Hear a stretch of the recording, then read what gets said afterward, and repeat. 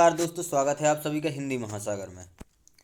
आज हम पढ़ने वाले हैं बाल गोविंद भगत रेखा चित्र को। बाल गोविंद भगत यह राम वृक्ष बेनीपुरी का रेखा चित्र है। इसमें यह जो रेखा चित्र है मध्य प्रदेश वर्ग 2 चयन परीक्षा के सिलेबस में लगा हुआ है। तो रेखा चित्र को पढ़ने से पहले इसके लेखक राम वृक्ष बेनीपुरी के बारे में पढ़ लेते हैं।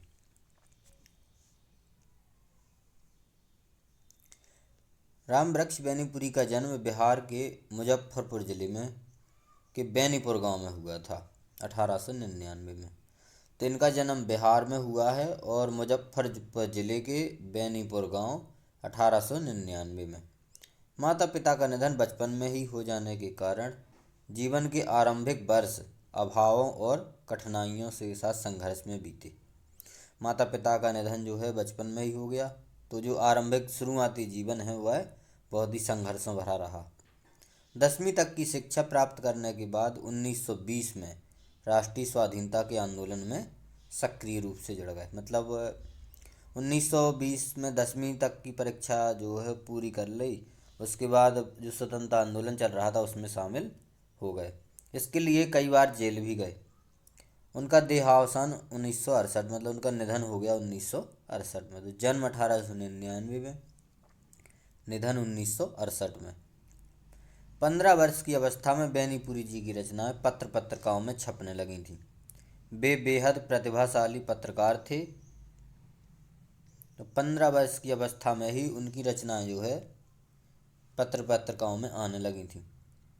वे बेहद प्रतिभाशाली पत्रकार थे। उन्होंने अनेक दैनिक, साप्ताहिक, मासिक पत्र पत्रिकाओं का संपादन भी किया, जिनमें से कुछ प्रमुख पत्रिकाएं हैं तरुण भारत, किसान मित्र, बालक, युवक, योगी, जनता, जनवाणी, नई धारा। यह उनकी प्रमुख जो हैं पत्रिकाएं हैं जिनका उन्होंने संपादन कार्य किया है। एक बार और इसको रिवाइज करेंगे। तरुण भारत, किसान मित्र, बालक, युवक, योगी, जनता, जनवाणी, नई धारा, ये सभी उनकी पत्र पत्रिकाएं हैं। गद्य की विविध विधाओं में उनके लेखन को व्यापक प्रतिष्ठा मिली। उनका पूरा साहित्य बेनीपुरी रचनावली में 8 खंडों में प्रकाशित है। तो जितना भी उन्होंने साहित्य लिखा है, ये मोस्ट फैक्ट इनको नोट करते जाइएगा। तो जो उनका जो पूरा साहित्य है वो बेनीपुरी रचनावली नाम से 8 खंडों में प्रकाशित है। 8 खंडों में। उनकी जो रचना यात्रा के महत्वपूर्ण पड़ाव हैं, उनमें जो महत्वपूर्ण रचनाएं हैं उनके बारे में देखते हैं। पहला है पतितों के देश में। यह एक उपन्यास है, बहुत ही जो कि प्रसिद्ध हुआ। पतितों के देश में यह उपन्यास है। चिता के फूल, यह एक कहानी है जो कि प्रसिद्ध हुई। अम्बपाली नाटक है। माटी की मूर्तें रेखा चित्र है। पैरों में पंख बांधकर, यह एक यात्रा वृतांत है। जंजीरें और दीवारें, यह एक संस्मरण है। आदि उनकी रचनाओं में स्वाधीनता की चेतना, मनुष्यता की चिंता, इतिहास का योगानुरूप व्याख्या और विशिष्ट शैलीकार होने के कारण उन्हें कलम का जादूगर भी कहा जाता है। कलम का जादूगर और कलम का सिपाही कहा जाता है प्रेमचंद को। तो इनमें अंतर बनाए रखें। कलम का जादूगर राम वृक्ष बेनीपुरी और कलम का सिपाही प्रेमचंद। कलम का सिपाही प्रेमचंद को कहा जाता है। इनकी रचनाएं एक बार और रिपीट करेंगे। पतितों के देश में उपन्यास है। चिता के फूल कहानी है। अम्बपाली नाटक है। माटी की मूर्तें रेखा चित्र है। पैरों में पंख बांधकर एक यात्रा वृतांत है। जंजीरें और दीवारें, यह एक उनका संस्मरण है। ये उनकी सभी प्रमुख रचनाएं हैं। उनकी रचना में स्वाधीनता की चेतना, मतलब देश को आज़ादी के लिए लोगों को प्रेरित करने के लिए उनकी रचनाएं हैं जो ज़्यादातर लिखी गई। और मनुष्यता की चिंता, इतिहास की युग अनुरूप व्याख्या, मतलब इतिहास की जो आज के युग के हिसाब से उसकी व्याख्या भी की है उन्होंने, इसलिए उन्हें कलम का जादूगर कहा जाता है। बाल गोविंद भगत रेखा चित्र के माध्यम से लेखक ने ऐसे विलक्षण चरित्र का उद्घाटन किया है जो मनुष्यता, लोक संस्कृति और सामूहिक चेतना का प्रतीक है। वेशभूषा या बाह्य अनुष्ठानों से कोई सन्यासी नहीं होता। सन्यास का आधार जीवन के मानवीय सरोकार होते हैं। बाल गोविंद भगत इसी आधार पर लेखक को सन्यासी लगते हैं। यह पाठ सामाजिक रूढ़ियों पर भी प्रहार करता है। इस रेखा चित्र में एक विशेषता यह है कि बाल गोविंद भगत के माध्यम से ग्रामीण जीवन की सजीव झांकी को देखने को मिलती है। तो इस रेखा चित्र के माध्यम से जो ग्रामीण जीवन है उसमें कैसे जीवन जीते हैं लोग, उसकी एक झांकी प्रस्तुत की गई है। अब आइए रेखा चित्र को पढ़ते हैं।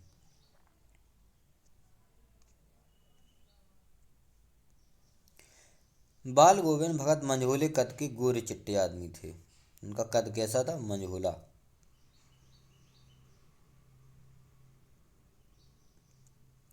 60 से ऊपर के होंगे, मतलब उम्र जो है 60 के ऊपर ही होगी।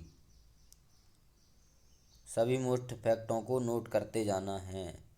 बाल पक गए हैं, लंबी दाढ़ी और जटाजूट तो नहीं रखते थे। मतलब बाल पक चुके हैं मतलब सफ़ेद हो चुके हैं। लंबी दाढ़ी या जटाजूट तो नहीं रखते थे, किंतु हमेशा उनका चेहरा सफ़ेद बालों से जगमग किए रहता था। कपड़े बिल्कुल कम पहनते, कमर में एक लंगोटी मात्र और सिर पर कबीर पंथियों की सी कनपटी टोपी। तो जो कबीर पंथियों की जैसी टोपी थी उसको वो अपने सिर पर धारण करते थे। वैसे तो कपड़े कम ही पहनते थे, कमर में लंगोटी, क्योंकि साधु सन्यासी जैसा भेष रखते थे। तो कबीर पंथियों की जैसी होती है एक कनपटी टोपी, वो भी वैसे ही धारण करते थे। जब जाड़ा आता एक कमली ऊपर से ओढ़ लेते। कमली मतलब कंबल। जब ठंडी आती थी, जाड़ा माने ठंडी, जब ठंडी आती थी तो एक कमली को मतलब एक कंबल को ओढ़ लेते थे। मस्तक पर हमेशा चमकता हुआ रामानंदी चंदन। तो जो रामानंदी चंदन है उसका मस्तक पर हमेशा टीका लगता था, जो नाक के एक छोर से ही औरतों के टीके की तरह शुरू होता और गले में तुलसी की जड़ों की एक बेडोल माला बांधे रहते थे। तो गले में तुलसी की माला और माथे पर रामानंदी चंदन का तिलक। ऊपर की तस्वीर से यह नहीं माना जाए कि बाल गोविंद भगत साधु थे, नहीं, बिल्कुल गृहस्थ। उनकी गृहिणी की तो मुझे याद नहीं, उनके बेटे और पतोहू को मैंने देखा है। बेटे मतलब वो, पतोहू मतलब बेटे की पत्नी को, मतलब बहू को। तो उन्होंने, लेखक ने उनकी बेटे को और उनकी बहू को देखा है, पत्नी की याद नहीं। थोड़ी खेतीबाड़ी भी थी, एक अच्छा साफ सुथरा मकान भी था। किंतु खेतीबाड़ी करते, परिवार रखते बाल गोविंद भगत साधु थे। मतलब खेतीबाड़ी करते थे और परिवार रहते थे, मतलब साधु भी थे, गृहस्थ में रहते थे, फिर भी वो साधु थे। कैसे, आगे लेखक बताएगा। बाल गोविंद भगत साधु थे, साधु की सब परिभाषाओं में खरे उतरने वाले। कबीर को साहब मानते थे। तो कबीर को, बाल गोविंद भगत किसको मानते थे? कबीरदास जी को।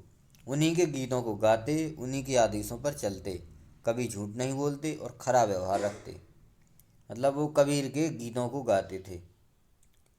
कौन? बाल गोविंद भगत। Most fact.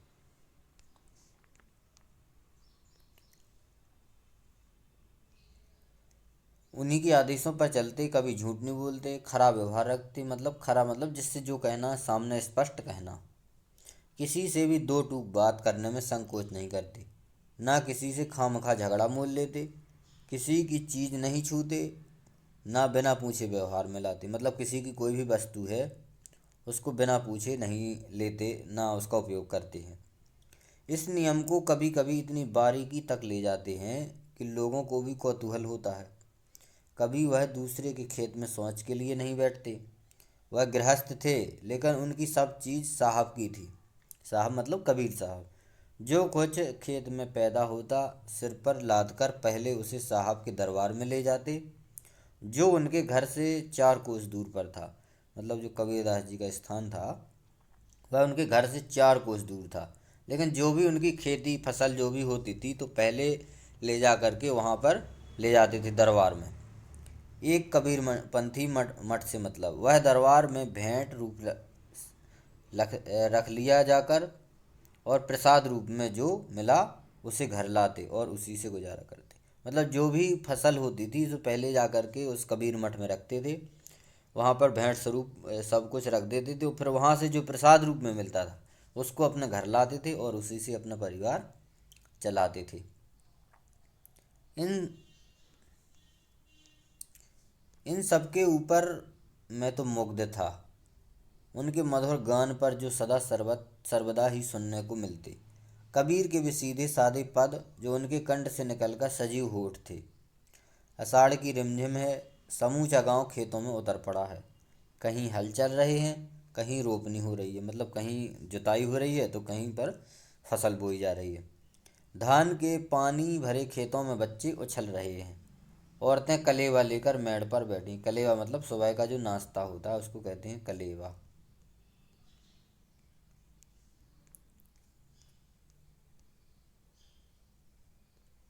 आसपास बादल घिरा, धूप का नाम नहीं, ठंडी पुरवाई हवा चल रही है।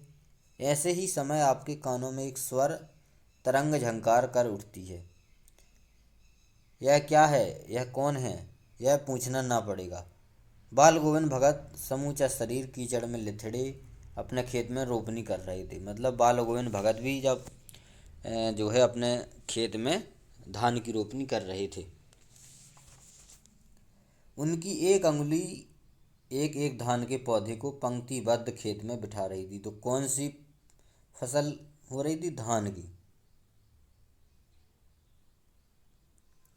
उनका कंठ एक एक शब्द को संगीत के जीने पर चढ़ाकर कुछ को ऊपर स्वर्ग की ओर भेज रहा है और कुछ को इस पृथ्वी की मिट्टी में खड़े होने के कानों की ओर। बच्चे खेलते हुए झूम उठते हैं, मेड़ पर औरतें के ओंठ भी कांप उठते हैं। वे गुनगुनाने लगती हैं। हलवाहों के पैर ताल से उठने लगते हैं। रोपनी करने वालों की अंगुलियां एक अजीब क्रम में चलने लगती हैं। बाल गोविंद भगत का यह संगीत है या जादू? मतलब बाल गोविंद भगत खेत में रोपनी धान भी लगा रहे और साथ में गा भी रहे हैं। उनका संगीत इतना मधुर था, गाने का स्वर इतना अच्छा था कि जो भी लोग आसपास सुनते थे वो झूम उठते थे। भादों की वह अंधेरी रतिया अधरतिया, अभी थोड़ी देर पहले मूसलाधार बारिश खत्म हुई है। बादलों की गरज, बिजली की तड़प में आपने कुछ नहीं सुना हो, किंतु अब झिल्ली की झंकार और दादरों की टर टर बाल गोविंद भगत के संगीत को अपने कोलाहल में डुबो नहीं सकती। उनकी खंजड़ी डिमक डिमक बज रही है। तो क्या बजाते थे? खंजड़ी, जो कि एक वाद्य यंत्र होता है। तो जब वो पद गाते थे तो उस खंजड़ी को बजाते थे। गोदी में पियाबा चमक उठे सखिया चिहक उठे ना। हाँ, पिया तो गोद ही में है, किंतु वह समझती है वह अकेली है। चमक उठती है, चिहक उठती है। उसी भरे बादलों वाले भादों की आधी रात में उनका यह गाना अंधेरे में अकस्मात ही उठने वाली बिजली की तरह है।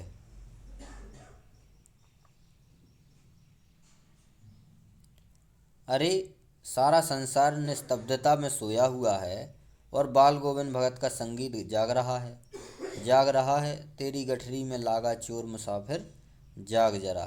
मतलब संगीत गा रहा है कि तेरी गठरी में लागा चोर मुसाफिर जाग जरा। मतलब जो राहगीर है, जो कहीं व्यक्ति कोई जा रहा है उससे कह रहा है कि तेरी जो सामान है उसको चोर लिए जा रहा है और तू सो रहा है। कार्तिक आया नहीं कि बाल गोविंद भगत की प्रभातियाँ शुरू हो जाती। प्रभाती मतलब जो सुबह टाइम गाई जाती है उसको प्रभाती कहते हैं, जो सुबह फागुन तक चलती हैं। तो कार्तिक से शुरू होकर और फागुन मास तक उनकी प्रभातियाँ चलती हैं। इन दिनों वह सवेरे ही उठते, न जाने किस वक्त जागकर वह नदी में स्नान करने को जाते, गांव से जो 2 मील दूर है। तो जो नदी है वह गांव से 2 मील दूर है। वहाँ से नहा धोकर लौटते और गांव के बाहर ही पोखरे के ऊंचे भिंडे पर अपनी खंजड़ी लेकर जा बैठते और अपने गाने टेरने लगते। मैं शुरू से ही देर तक सोने वाला हूँ, किंतु एक दिन माघ की उस दांत किटकिटाने वाली भोर में उनका संगीत मुझे पोखरे पर ले गया। मतलब लेखक कह रहा है कि मैं देर तक सोने वाला हूँ, लेकिन एक दिन जो है माघ में जब अच्छी ठंडी होती है दांत किटकिटाने वाली, तो सुबह से उनका जो संगीत है मुझे उस पोखरे पर ले गया जहाँ पर वो ऊपर टीले पर बैठकर गाते हैं। अभी आसमान के तारों के दीपक बुझे नहीं थे। हाँ, पूर्व में लोही लग गई थी जिसकी लालिमा को शुक्र तारा और बढ़ा रहा था। खेत बगीचा घर सब पर कुहासा छा रहा था, मतलब जो कोहरा होता है वह चारों ओर छाया हुआ था क्योंकि बहुत तेज ठंडी थी। सारा वातावरण अजीब रहस्य से आवृत मालूम पड़ता था, मतलब सारा वातावरण जो है अजीब ही रहस्य से ढका हुआ था। उस रहस्यमय वातावरण में एक कुश की चटाई पर पूरब मुँह काली कमली ओढ़े बाल गोविंद भगत अपनी खंजरी लिए बैठे हुए थे। मतलब उस ठंडी के मौसम में बाल गोविंद भगत अपनी एक काली कमड़ी को ओढ़ करके और बैठे हुए थे। उनके मुंह से शब्दों का तांता लगा था, मतलब लगातार निकल रहे थे। उनकी अंगुलियां खंजड़ी पर लगातार चल रही थीं। गाते गाते इतने मस्त हो जाते, इतने सुरूर में आते कि उत्तेजित हो उठते। मालूम होता है अब खड़े हो जाएंगे। कमली तो बार बार सिर से नीचे सरक जाती है, मतलब जो कंबल है जब गाते बजाते हैं तो वो सिर से नीचे सरक जाती है। मैं जाड़े से कपकपा रहा था, किंतु तारे की छाँव में भी उनके मस्तक के श्रम बिंदु जब तक चमक पड़ते थे। मतलब गर्मियों में उनकी संध्या कितनी उमस भरी शाम को न शीतल करती। अपने घर के आंगन में आसन जमा बैठते। मतलब ऐसी गर्मियों में शाम के समय चाहे कितनी ही गर्मी हो, अपने घर में आंगन में आसन जमा कर बैठ जाते। गांव के उन कुछ कुछ प्रेमी भी जुट जाते। खंजड़ियों और करतालों की भरमार हो जाती। तो जब गर्मियों में तो जो है गांव के कुछ लोग जब शाम को वो गाना शुरू करते तो और भी आ जाते, लेकिन ठंडी में जो है वे अकेले जाकर गाया करते थे क्योंकि उस टाइम पे सब लोग सोते थे और वो जाकर के उधर पोखर के ऊपर टीले पे जाकर गाते थे। एक पद बाल गोविंद भगत कहे जाते। उनके जो प्रेमी मंडली उसे दोहराती और फिर तहराती। धीरे धीरे स्वर ऊंचा होने लगता, एक निश्चित ताल एक निश्चित गति से। उस ताल स्वर के चढ़ाव के साथ श्रोताओं के मन भी ऊपर उठने लगते। धीरे धीरे मन तन पर हावी हो जाता। होते होते एक क्षण ऐसा आता कि बीच में खंजड़ी लिए बाल गोविंद भगत नाच रहे हैं। मतलब जब धीरे धीरे ज़्यादा स्वर भर जाता तो बाल गोविंद भगत थोड़ी देर बाद नाचना भी शुरू कर देते और उनके साथ ही सबके तन और मन भी नृत्यशील हो जाते हैं। मतलब जो और लोग भी होते हैं तो उनके भी तन मन नाचने के लिए तैयार हो जाते। सारा आंगन नृत्य और संगीत से ओतप्रोत है, मतलब भरा हुआ है। बाल गोविंद भगत की संगीत साधना का चरम उत्कर्ष उस दिन देखा गया जिस दिन उनका इकलौता बेटा मरा। उनका एक ही बेटा था, कुछ सुस्त और बोदा सा था, किंतु इसी के कारण बाल गोविंद भगत उसे और भी मानते थे।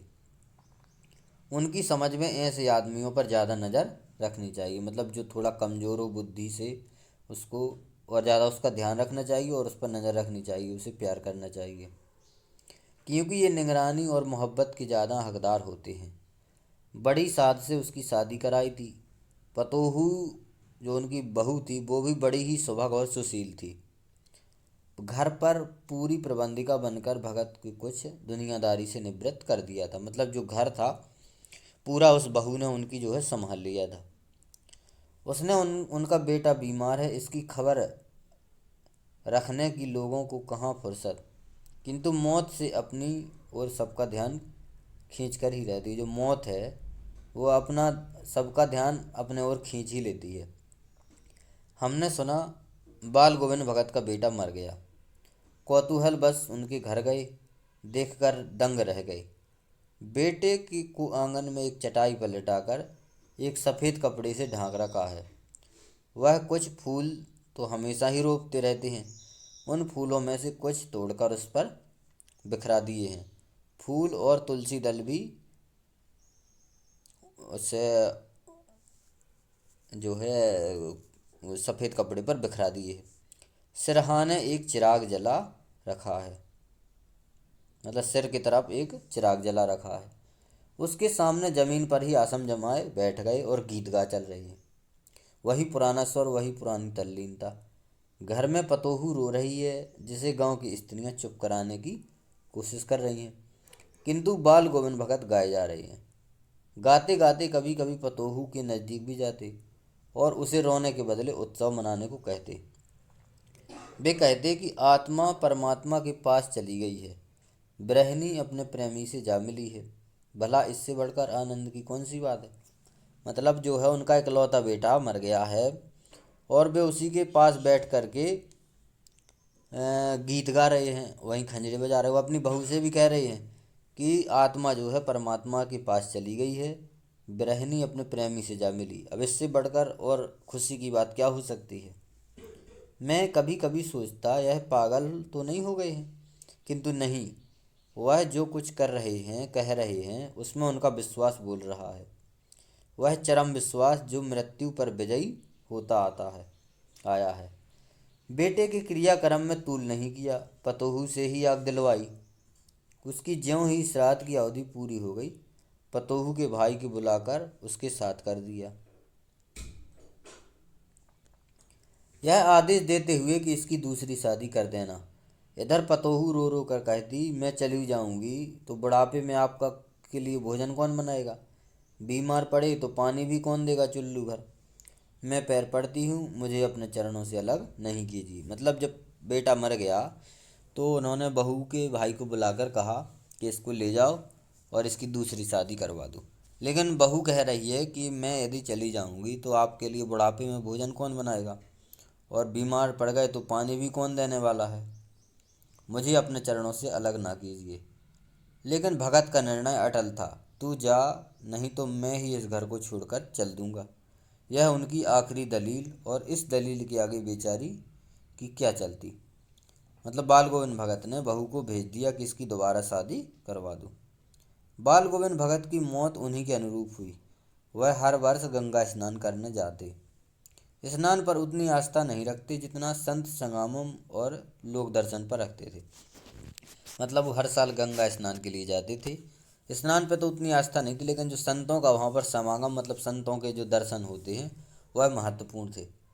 पैदल ही जाते। करीब 30 कोस पर गंगा थी, तो उनके घर से जो गंगा थी वो 30 कोस पर थी। तो साधु को संबल लेने का क्या हक, और गृहस्थ किसी से भिक्षा क्यों मांगे। अतः घर से ही खाकर चलते और फिर घर पर ही लौटकर खाते। मतलब जब 30 कोस गंगा नहाने जाते दूर, तो एक तो गृहस्थ थे, तो कहते किसी से भीख क्यों मांगे, तो घर से ही खा के जाते और जब वापस लौट कर आते तो फिर घर पर ही खाते। रास्ते भर खंजड़ी बजाते, गा गाते, जहाँ प्यास लगती पानी पी लेते।